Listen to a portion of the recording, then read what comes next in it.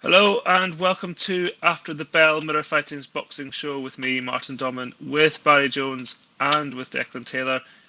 Plenty to get through this week. Of course, Conor Benn knocking out Chris Algieri in the fourth round, a quite stunning stoppage at that. He continues his ascent in the welterweight division. Katie Taylor did her part to keep alive hopes of a showdown with Amanda Serrano next year. Vasyl Lomachenko continued his recovery from defeat by Teofimo Lopez last year. And there are a few other things to touch on as well. But, Barry, let's start with Conor Benn. You were in Liverpool. Let's come to the stoppage in a moment, but I think actually the almost 4 rounds before that were equally impressive in the way that he really has matured over the years. We say it every time, but I thought it was a very mature performance. His footwork, his head movement, and the way he set up his shots. Very, very impressed. I thought he was outstanding. I did make a note when I was ringside saying that the third round were the best 3 minutes of his career. He used the perfect jab, lovely straight right hand, head movement, lateral movement. He worked the body. There's not much he didn't do, and we always keep saying he's an ever improving fighter. At some point, you've got to say this is what he is now. But from where he was, we keep saying it was true. From where he started, and for what he looked like, how good he was going to be, he looked like he was going to be a sideshow freak. That's what it looked like. He was dining on his dad's name. He'll beat a load of people who can't fight, and then when he comes up against someone with resistance, like he did against that Payne, he'll struggle and maybe get beat.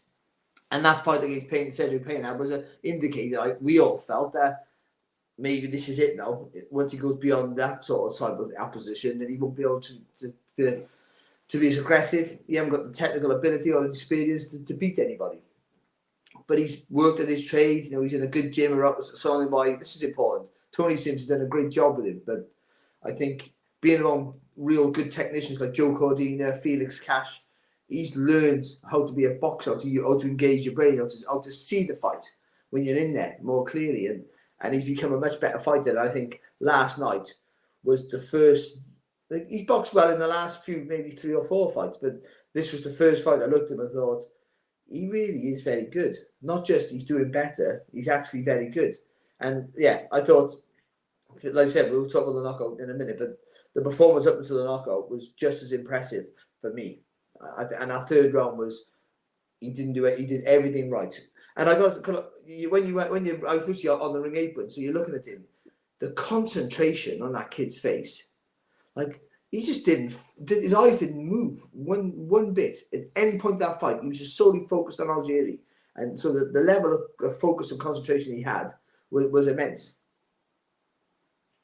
It is easy, definitely, to keep going back to just how much he's improved. But it's not only that he's improved so much, but he's done it obviously under more scrutiny than so many other fighters would have to do it under. And Barry's right, the contrast is remarkable. Yeah, I mean, and it's every time we see him, he shows us something new. And it's right what you said there, Barry. The third round was amazing. That just shows the first and the second round weren't as great as that. So it's a bit like Devin Haney. He's sort of learning literally as the minutes go by in these fights. And yeah, I mean, we don't want to dwell on it so much, but people didn't think he'd be British level. People never thought that. And it really, you got to give credit to obviously Tony Sims and that team. You got to give credit to Eddie Hearn and Matchroom, the way that they've built him and pushed him on. But now I feel like he's almost like he's approaching the sort of finished article, and now is the bit where I want to see him in with a puncher. Basically, if you look at his record, they're non-punchers. He hasn't fought a puncher yet. Like Avanesian, for instance, I know we'll talk about possible opponents. I think it's very clear that they've kept him away from anyone really dangerous in that sense. But obviously what it's meant is he's learnt against people like Algieri, Granados, Vargas didn't learn much against him. How long that lasts? Like 30 seconds. The other fella, Formella, good boxers, school, and so he's learning in those fights. So I can see why they've done that. I think now it's almost like acid test time. I don't know if you boys agree with that, but I feel like he's got to that point now. I think you're right. But no, I think what he showed last night with the head movement and the focus and the calm approach, that was impressive. He didn't. I say it all the time about prospects, but he's gone beyond that now. Yeah. not rushing your work, not getting carried away when you've hit someone hard, but still knowing when you have hit somebody, to really put your fout on the pedal. He used to like do that as well, ring management. He used to do that as well. Yeah. He used to lose his head a bit, and so he's learning like that. Yeah, and rightly so. And also the technique is better because he'd swing his punches in. And he still does that because that's like a Ben trait for him and his dad, isn't it? They always swing the right hand over the looping right hand over the top, but he was punching down the line. Well, obviously that was the finish of the shot, but and the jab was fantastic. He steps in behind it. He gets low when he gets low. And one thing we always say about Conor Benn and Nigel as it goes was Nigel, brilliant fighter, technically not the best, and same with Conor. He's a good fighter, but technically not the best. I don't know whether we can say that anymore because last night he was technically fantastic. I thought he really was, and the jab won him the fight. The jab was brilliant, and the jab set up the finish punch, the punch that knocked Algieri out. It was the jab that set him up. It was solid, fast. He steps in behind it. There's loads of weight in it as well. And I think now you're right. I think now he did show an improvement in his boxing ability and his ring IQ in general, and his head movement, which is more important. Then I think that test against a puncher would be really instrumental now to see where he is because he wants to fight for the world title tomorrow. And I'm still not sure whether that's the problem. He looks like the real deal now at last, but he's in a weight division which is the worst one to be in. It's just so stacked, and they're not just the world champions, the ones around it. And everyone talks about Ugas because he looks like the weakest link, and he's not. No, that's a trickier fight than it might not be a harder fight. He's not. Crawford's the best, and Spencer's the second best, and everyone would agree with that. But Ugas is a nightmare to fight. It really is. Yeah, I think that progression through these 20 fights. What did he have? 20 bouts or something as an amateur in Australia when he turned up. So they knew that. And to be fair, they didn't make any bones about it, did they? No one ever said that he's the finished article or anything. It was like, this is a project. And I think it's been a great little story, actually. I think we've been sort of blessed to be able to see it. And now 20-0, and like you say, what he's done is he's learned in every fight. And now which will allow him now to hold his own against, you still wouldn't want to chuck him in against a champion right now. He's going to lose that fight. But you sort of wonder what they do now. But saying that, he's 26 years old, I think, 20-0. It's still a few years before he really has to, but before anyone's going to say, oh yeah, but why don't you fight someone? Do you know what I mean? I just feel that he's like Avanesian is the one that I want to see, but I think it's very dangerous. Yeah. The issue with, in terms of what's next, listen, we've been saying that for a long time about David Avanesian, who is supposed to fight in the final eliminator for the IBF, but that hasn't been agreed yet. So if that doesn't happen, it's very difficult to think about what could happen. Conor Benn himself will say, I want Khan or Brook. Okay, maybe if Kell Brook looks really, really good, Amir Khan doesn't seem to want anything to do with him. Maybe Kell Brook might do. Eddie Hearn goes on about Broner, who seems like, it just seems such an unreliable fight to me. Like, what, can you get him over here? What is he even doing? Would he turn up? But beyond those four, which all have doubts about them, it's very difficult to think about who could be next.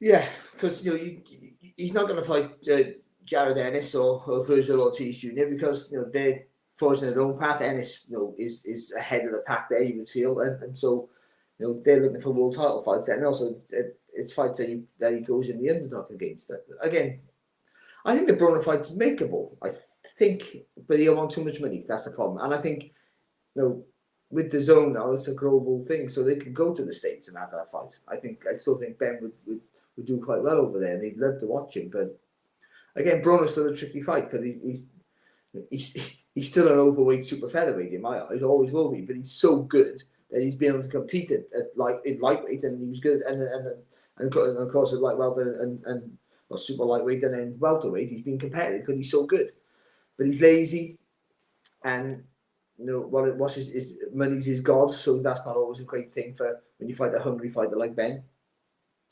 But who knows? Yeah, it's a hard division because there's not just them. There's good fighters. Mikey Garcia's still around, and it's a naturally guy again. Another guy who's really too small for welterweight.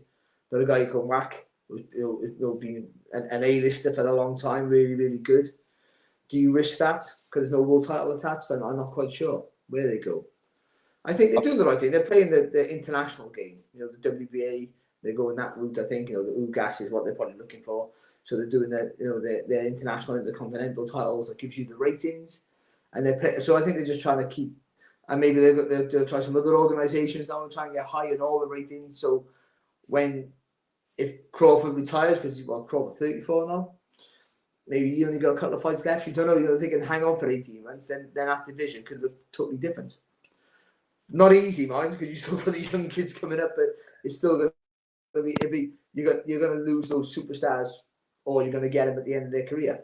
But I don't think Ben wants to hang around. That's the worry. I think he'll be asking he wants to fight for the world title tomorrow. But I don't want to dampen how good he was last night by saying he won't beat all these top tier fighters, because I don't think he will. But last night he was absolutely fantastic. Honest God, he was just brilliant from start to finish. I feel like Broner is the perfect storm, and I think everyone sort of knows that, because just the hype around it would be amazing. The build up would be funny. It would do like Ben wonders in America as well. But you can't hang your hat on it, can you? You can't. And it would be. I think it's very much a winnable fight, particularly if Broner's not if he's not switched on in some way. Who knows what sort of Broner would turn up. But I agree with you there, Barry, that at 20-0, there's no real rush to go and get beaten by someone. There's no real rush to go for someone like Mikey Garcia, for instance. Because I don't know about you, but if I think about that fight, right now I don't see Ben winning. And I don't know if it's because I'm still thinking of the old Ben from 3 or 4 years ago, and whether I've lined it up. But I still feel like he's just a little bit away from that sort of opponent. But this is the thing, is that he doesn't think that, does he? He's ready to go. He'll fight anyone. And you've got to love his attitude. It's an absolute. You should tell any kid, go and look at Conor Benn's attitude if you want to know how to be successful. An attitude it is, because he's like, if you mention that in as much respectful as you could possibly be about, you're looking brilliant, Conor, but I think Terence Crawford, Spence, and Ugas are just, what are you on about? Straight away you would switch like this. So let's be realistic. He is a rich kid who started the box. From where most of us boxers come from. We don't do the whole thing about every boxer does it, every young boxer does it now, from where I come from. But most of us come from underprivileged backgrounds or council estates or whatever. None of us come from wealth. None of us come from a comfortable environment. That's just how it is. That's just. Why would you? Why would you want to do the sport if you come from if you had an easy life? So, for him, boxing's a choice. And so, but he's angry. He's an angry man. He's an angry man, like he did grow up with nothing. He's angry, if it's an act, he's a fantastic actor. But he has that impression. Everything's an issue with him. He's inherited that thing from his dad. It's the weirdest thing. I didn't know you could inherit that sort of trait from someone else. Even physical things you can inherit, but I didn't know the attitude you could so much. But he's that way inclined, so everything's a problem with him all the time. And I think that's what makes him a better fighter, because he goes back and he trains hard because he thinks he got a point to prove every time. But he'll look back at that, and he'll look like we did the commentary for the radio, but he'll look back at the TV commentary, and they probably would have said something critical, but in a nice way, and he'll take that as a real negative, like they're against him, and he'll go, I'm going to work on that now, and that'll be his focus. He needs something to focus on in an angry way, and then once he got that, it looks like that makes him a better fighter. It makes him a hungry fighter, because he's not hungry financially, and he never has been hungry financially. And that's usually the biggest thing for most boxers, because they come from nothing. It's about making money, and not always millions, just enough to pay the rent. Sometimes for some of us, when you start off with boxing, just enough to pay the rent, just enough so you can feed your family. And I genuinely mean that. That's all it is. Just enough so I can buy Christmas presents. That's for the kids for Christmas. Just enough so I buy a birthday present so I get a fight before their birthday. And that's how most of us fight early in their career. But he's never had that. But he has the same hunger. I've never known anything like it. We've long had the debate as to who would be our next, as in Britain's next big star. We had the crop in 2016. Joshua Buatsi, Joe Cordina fought last night. That was always the expectation, I guess, that someone would come through from there. Conor Benn was, started a year earlier in the pros than they did, but he's really the only, or he is definitely, surely, the next big star, as long as things go well. He's next up, 100%. You can just tell by the look of him, his name, the way he knocks people out. It's perfect for the wider sporting public, let alone boxing fans. He's the one. I think they all know that, and that's why they don't want to risk getting him beat. And it's not like he's boxing nobodies, but they're carefully picking the opponents so that he's learning in every fight, so that by the time he is 28, 29, 30 years old, he is as good as he could possibly be. But for me, if you look across the whole of British boxing, apart from Anthony Joshua and Fury, maybe he's the star, he's the standout star, he's the X Factor guy. Chris Algieri, I mean, he wasn't the best version perhaps of Chris Algieri, but only Errol Spence has stopped him in a sort of similar manner. And I guess that's what you have to do. Like, you have an opponent who is recognisable to a lot of boxing fans. A lot of people maybe thought that would go the distance, but he did the job, Barry. And I said we'd come back to the finish, but it was a perfect finish, really. The round before, I wrote on a piece of paper, he gets this done in round 7. That's what it looked like. It looked like he was gonna wear him down, because it wasn't a relentless pace, but he was very smart with his work, Ben, and he didn't allow Algieri. I mean, except for the first 2 rounds when he landed with a couple of shots, it was getting harder for Algieri every round, and so early. So I thought by round 7, I think he wears him down and he stops him on the ropes with a barrage of shots, and the referee steps in. That was my whole feel of how it was going to end. But the way he set up, he threw that jab again. He went low. He did the head nice and low, so he had to jab up, and it was a really fast jab right in the middle of the track. It squared up Algieri, and then the right hand, he just turned lovely with it, and it went right through the target, and it was a great shot. But the jab that was brilliant all night, set up the beautiful right hand, and he went face first. Like he off the ropes, went forward, and we knew he was dead. Like he was right by me actually, and it was just like, whoa. That's a finish. So we're going about how exciting his dad was. And we're always going to compare him with his dad, unfortunately. That's for him now. I mean, it was great for him before. Now he's a pain in the backside for him. But that was like watching his dad. I mean, his dad never threw such a clean right hand. I got to be honest. I don't think he did. He threw like more vicious shots, but not a technically as clean a shot that Conor threw then. He turned right from the core, and the hips went together, and the shoulders went together, and he went bump right down the line. It was a beautiful shot, absolutely fantastic. And all the crowd, everyone just went, whoa. It was like, I think I had my hands up for about 10 minutes. Whoa, hang on, what happened there? I thought it was interesting when Algieri was going down, like when we looked back last weekend to Bradley Skeet and that situation, and we did talk about it, is sometimes that momentum, just that energy does sort of, you do hit the opponent when he's, if not down, on the way down. You saw Conor had to sort of stop himself. It was just like, I mean, it's irrelevant in the grand scheme of things, but I just thought it was a point, given what happened last weekend, like you do have that momentum sometimes just to, throw one more punch. I think he would have felt that right hand land so sweetly that straight away he's done. So then he's switching himself off, for the follow up, because he knows how nicely that's landed. Little feint, 1-2 straight down the pipe. And you're right, Barry, that he used to throw those wild, more overhand, wingy ones as well. But he's just refined everything.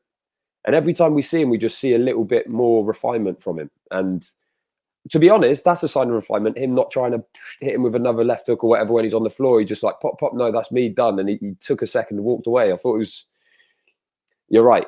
He's grown every single fight. He's getting better. And it's just exciting. Would he beat both Brook and Khan? One of them to look really good. Let's just say that whoever wins it looks really good doing it. I'd back him to beat both of them, 100%. I don't think either of them could withstand his pace. To be honest, I think they're both over the hill. No disrespect to him, they'd probably agree with me, but I think I'd pick them both to get stopped by Ben. I think, ironically, though I favour Brook to beat Khan, I think he'd have an easier night with Khan than Brook. To be honest, I think the speed. I mean, this because the speed of Khan would trouble it for a while, the hand speed and the foot speed. But then he won't a gas can, because Ben would be relentlessly on him, constantly on him. In the end, he'd catch him. And I think with Brook, I don't think he's never had that engine to fight from bell to bell. And unless he can hurt Conor Benn, again, the puncher's chance we'd find out then, he would struggle with the pacer like Declan said, because I think Conor can work from bell to bell, and Brooks never been able to do that. And certainly at this age and at this stage of his career, mentally as well as physically, I don't think he could now. So yeah, you probably would make Conor Benn the favourite, which not coming up my mouth. I can't believe I'm saying it. Yeah. It's weird that you're saying Conor Benn's a favourite against Amir Khan or Kell Brook. But things change over years, don't they? Of course, and he's on the way up now, and he's improved, and they're unfortunately past their sell-by date. You just have to look at the Crawford stoppage to just see the punch resistance of Brook is questionable now, and you just think over a course of a fight there'll be an exchange where Ben will land something meaningful. It's not like he's hitting and hoping anymore. He's lining things up and measuring it. I think, and it's the Brook fight that happened. The Brook fight that happens because Brook can never make welterweights. You know what Amir Khan's doing. They're not making get down to 149. Maybe it is. That that's too much for Kell Brook. He probably won't make that. You probably have to pay a penalty. But yeah, but Khan can still make it. So that's the fight that could be made. But Khan's not going to want that. Getting beat by Kell Brook's bad enough. Or getting beat by Amir Khan for Kell Brook is bad enough because no one's get beat by once you be at a world level, no one's get beat by a British fighter, sorry, not British level. But to lose to a guy who's up and coming is difficult because if he makes it, then it's fine. I got beat by a guy who's been a world champion. But if he doesn't make it, then you just got beat by a guy who was at a certain level, and you've got to live with that. So I just don't see him being made unless they offer him. Listen, money talks. And at the end of your career now, you just want to pick up as much as you can. That's why they're fighting each other right now. They want to pick up as much as they can because there's no other big fights around there for them. Then, if they offer him enough money, we're all thinking which would be the first DAZN pay-per-view. And it might be Conor Benn versus one of those, ironically. On the undercard in Liverpool, Katie Taylor retained her lightweight titles, points victory over Firuza Sharapova. Declan, that's 4 fights now in just over a year for Katie Taylor, all gone the distance. Again, it feels like a little bit of, deja vu. We're going over the same things every time she fights, really. But it does feel like, as long as Amanda Serrano wins next weekend, that fight is all but set for Madison Square Garden next. I assume it's St. Patrick's Day. Yeah, I mean, it seems like we're finally there because even just doing the preview for this fight, you could literally get the quotes from her last 4 fights, and they're the same. She says the same thing. And fair play to her. She still does her training and she performs on the night, but she wants the big fight. Everyone does, and it's so sad that we thought women's boxing would be immune from that, but it's not. We're still having these problems getting these big fights over the line. But yeah, you're right. It sounds like it's there. I'll believe it when I see it. To be honest, I feel like Katie Taylor needs it as well because if you look since the Pursoon rematch, she's boxed Miriam Gutierrez, Tasha Jonas, Jennifer Han, and then last night, 4 fights where she's streets ahead, really. Better, clearly the favourite. And I feel like she is at her best when she's pushed properly. And I feel like that's what she's going to get from Serrano. I think women's boxing needs it. It would be such a shame if it never happened. It would be so damaging for women's boxing, to be honest. But yeah, it feels like we're there. I thought it was a very solid win, by the way, against Sharapova, who not quite on her level, and she outboxed her. Not top gear really, but solid mandatory defense. I think with Katie Taylor, she's because she can't punch. This is my territory now. Who's no better than me? When you have the power, you very rarely win comfortable because you can beat people up. So even though you go, unless you're streets ahead, then you just totally outbox them. But so I think Sharapova was quite good, actually, technically quite good. So the early 4 rounds, it was difficult for Taylor because Sharapova was sort of boxing the same as she was, in and out with her feet, trying to pick the counter. So when Taylor rushed to the combinations, she bounced back and Sharapova threw a couple of shots and called Taylor. The impressive thing about Katie Taylor, she never, even though her face looks like it's a constant panic, she actually never panics. So when those rounds are tight, she doesn't worry. She's just doing enough to win them, or they're close. So she lost a round or 2. She doesn't care. She just keeps at the same task, same pace, and waits for her opponent to panic. And that's what happened. After 4 rounds, it was quite close. And then Sharapova started to panic and thought she had to push forward and be more aggressive. And as soon as she went forward and be more aggressive, you tend to think that's what you should do, but it's not, because Katie Taylor, that's what she wants you to do, because then she can use her in and out feet to make you miss, make you pay. And even though she got to take a couple of shots because she hasn't got that raw power, you get into your rhythm then, and then you feel more comfortable because you're moving all the time, and you like to be, when you're a reactive fighter, you want the guy or the woman to push the pace and to put it on you, so you can use your footwork to get out of the way and use your fast hands to counter, and that's what happened. So then, even though it was a competitive fight, she won pretty much all the rounds except for maybe losing a round or two in the first 4 rounds. She probably won the rest of the rounds after that. Even though Sharapova was constantly competitive, it was still Taylor winning the rounds. And that's her strength. The fact that she keeps a cool head under any sort of, however close the fight is, she always keeps a cool head.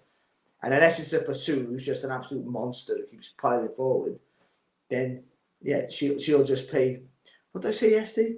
Like emotional roulette. And let you worry first before, I'm not going to worry, it's a close fight, but I'll let you worry first. As soon as you worry, you make the first mistake, and then I'll capitalise on that. And I think that's what she does so well. But I thought Sharapova was a show. She's a welcomed addition to that world sort of level of the world boxing, because she'll be hard to beat, I feel. It is back-to-back mandatories, Declan. I mean, Katie Taylor would only be human if, there was a slight, why do I have to keep doing this? I want the bigger fight. She'll never say it, and I'm not saying she's not professional about it, but there must be in the back of their mind, bigger fights are, as you say, going to lift me up that level. Yeah, I think she knows that as well, and I think there's only so much she can do, isn't there? And I feel obviously the bigger, better opponents want more money, and where's the money? Someone's got to stump up the money. It's as simple as that. With DAZN, when they were doing it in America, like when she was boxing on the East Coast quite a lot, it seemed to be a bit more kind of manageable for him. But I don't know whether now it's not the case, and she's still expensive, and her opponent maybe they can't spend too much. But I guess get the managers out of the way, and then you're not going to get anything. You're not going to have to relinquish anything. But yeah, solid. We move on and we pray and hope that the Serrano fight actually happens next. Did Serrano against former Katie Taylor opponent Algieri next weekend. We'll just let Barry sort out his technical issues there. Moving. You know what?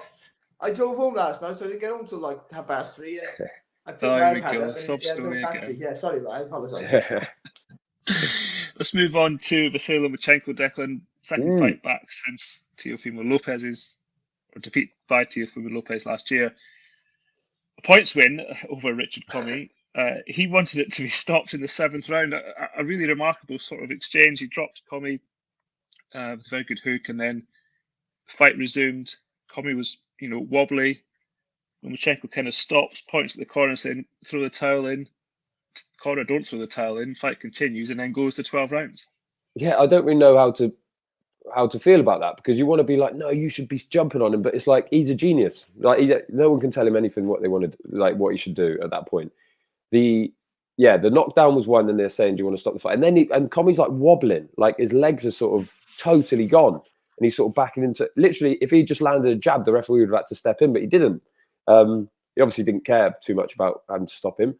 The point is, Lomachenko's back. He's well and truly back, and he is not a problem at lightweight in terms of these guys are not too big for him. I don't think Lopez was too big, was bigger, I think, than he expected physically. But now Nakatani, Comey, two of the biggest, longest, strongest lightweights going, and Comey as well, proper contender as well. He's not quite in that elite bracket. Clearly, he falls short in the big fights. Lopez, Lomachenko, and who else did he lose to? Robert Easter. But he did a proper number on him. Like, we did wonder whether that was a perfect style for him, because it kind of is. And Lomachenko just picked them apart. He's a joy to watch, and he is. We ain't going to probably won't get anyone like him again. Won't get anyone like this again. So we got to enjoy him while he's here. But I know what we'll talk about now is the whole lightweight picture. Every time one of these guys fights, it changes my perspective of the division. But after last night, I think he's the best. Last week, I thought Davis was the best, but I don't see... Davis-Lomachenko is the fight for me. That is the fight, but it's never going to happen. So I won't even bother wasting my breath on it. Well, that's the thing. We have now sort of completed the cycle of lightweight fights. Yeah. We can obviously forget the Lopez rematch because he's moving up. We can only hope that Kambosos and Haney do indeed fight next and sort out that situation once and for all with the WBC, and we have one champion. And you're right, Declan, that does, you would think, leave Lomachenko and Davis. But, we've seen from everything Davis has said and everything, well, or not even him, to be fair, mainly his advisors, that they're not going to cross over. So it's a bit of does Lomachenko wait until maybe the belts fragment a little bit? Is that his best sort of option? Yeah, I reckon that's what he'll do. That's what I reckon he'll do. It's hard for him, isn't it? Because he's clearly too good to want to fight. That's the problem. Like, it's I gotta say, the fact that you say that we finally get one champion with the WBC is just so funny. It's ridiculous, isn't it? With one organisation, but yeah, it's hard. It's hard now, isn't it? Where does he go? Like, who does he fight next? No, he doesn't get a look in, does he? That's the thing. Who needs him? Even though he's a big name, and that's the thing. That's why the Davis fight will never happen, because you can't simulcast that with Showtime and ESPN because it's not a big enough draw. It's a good fight. It's a big fight. And they do okay numbers, but you only get that for super fights, which really means heavyweights or massive, massive fights like Leonard and Hagler. Otherwise, those fights won't happen unless you're out the heavyweight division. So there's not enough investment in it for that. So one of them's got to cross over. And not just the fighters, not just the TV company, the promoters are not going to want to lose their guy who's a guaranteed TV date on their channel to fight on another channel. It just never happens. The business gets in the way, unfortunately. So yeah, I don't know. You'd like to see him in with Davis. How do you know if there was no politics involved, then him and Davis would be a great fight, and then obviously Haney and Kambosos is a fight that should be made, and then that's a fantastic fight. And then you've got Ryan Garcia, of course, waiting in the wings. But yeah, all of a sudden it seemed like Lomachenko was in the right place for a while with ESPN. Now it looks like maybe he's in the worst possible situation he could be in, because he is brilliant. Like he is a genius, and that trying to looking at the corner to stop the fight is not the first time he's done it. By the way, he's done it in a few fights where he's looked at the corner and said, "Couldn't someone do something, because I'm battering this kid." And Usyk's the same, by the way. They're the same people. They don't see the need. It's a genuine sport to them. They don't see the need in beating people up. I find it quite lovely in many ways. We don't want everyone in the sport to be that way, of course, but the fact that they don't care about beating you up, as long as they're beating you and winning the fight comfortable, then that's their job. And it's the referee's job and the corner's job to save their fighter from a beating. Not my job to make it worse for you. And because Usyk said the same about Joshua, didn't he? About, could you put more pressure on him? He said, well, I don't care. Well, I'm just doing my job. I'm not boxing. That's not my job to. Why do I want to hurt him? We want him to go home to his family, which is a lovely sentiment. I know a lot of people think that's garbage, and he should go in and go for the finish and want to hurt the guy. But you can't argue actually with that, can you? You can't argue with that viewpoint. It's also, I think it was the fourth round. I think he dropped him towards the end of the round, could have stopped him, and he went, no, it's fine. Like, that's enough. Go back to. He literally pointed him back to his corner. Go back to your corner at the end of the round. It's like the geezer's like, it's a different sport. He's doing a different sport to everyone else. Usyk the same. Yeah, he's a dream. He's the one, isn't he? But it's a whole situation that the boxing always kicks itself in the back, at the bum side, where we got all these fantastic fighters in the same weight now, and they're great. And one might be better than the other. And I was the same as you, Lomachenko, Davis, and Kambosos is a guy we're never going to think is great, but he just beat the guy who was the man. So you got to maybe think that maybe he is one of those guys who doesn't look hard to beat, but actually is very hard to beat. And the time will tell. He's got one great win. But unfortunately, you just can't see them fighting each other. And that's the whole thing about boxing, where it kills itself. Because of that reason. That's the biggest reason for boxing not being a mainstream sport like it used to be, because of that. I didn't mention Ryan Garcia. You mentioned him there, Barry, but he's, given the long delay we've now had his time out of the ring, probably a couple of steps behind, but next year again does promise to be at least another good year in that division. Yeah, I think so. Again, I think Ryan Garcia is another guy who does a lot of things wrong, but he has that raw power. And because he's so marketable, because he's like is it Instagram or YouTube? He does whatever he does. I'm too old to know about all that, of course, but he's so influential and has so many followers on there that he's a sellable fighter, whoever it is. He looks good and he hits hard. So, you can make fights with him you would think, quite easily, you would feel. And it'll only be one good win, decent win, and he's back in the mix. It won't be a 1 or 2 build-up fights. It'll be one win.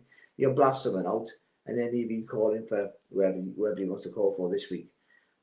That's the thing. But them three, Kambosos, Haney, and Garcia, though with different promoters, they're in the same TV network and that. So those fights, there's no reason at all why those fights can't be made. The Zone should be putting massive pressure on Matchroom and on Golden Boy to make those fights. Like huge pressure. Sort of telling them, do it or go somewhere else, I think. Why don't TV companies do that, actually? That's a real big point. Well, because they're paying all the money. Without them, the promoters don't earn a penny. Without them, they're selling the Football Echo outside Arsenal or whatever. There's no Football Echo anymore, is there? But they're selling. That's the promoters are not working anymore. They're doing something else. So TV companies should force them. They're controlling TV companies. It's bizarre. I don't understand how it works. The TV companies they should be saying to them, listen, make that fight, or we'll show UFC, or we're going to show bare knuckle boxing instead. Or we'll show anything else except your sport if you don't make the fights that the public want to see.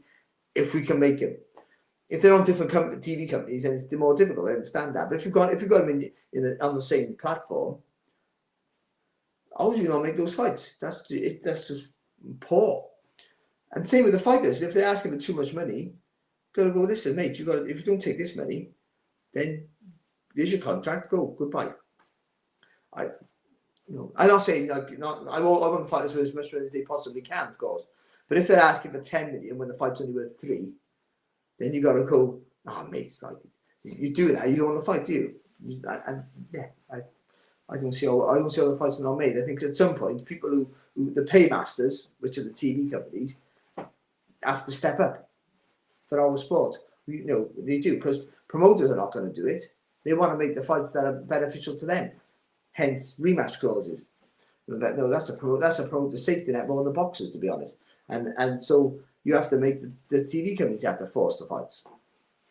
And why not? The TV companies should get their own promoter's license. That's what they should do. And they should promote themselves. Why not, indeed? Barry Jones, full of ideas. Yeah, he's onto something there. It sounds like that's genius. Well, you can't argue. You can't argue. Just a quick word on Sonny Edwards. He retained his flyweight title by beating Jason Mallet in Dubai yesterday. But that is all for this week.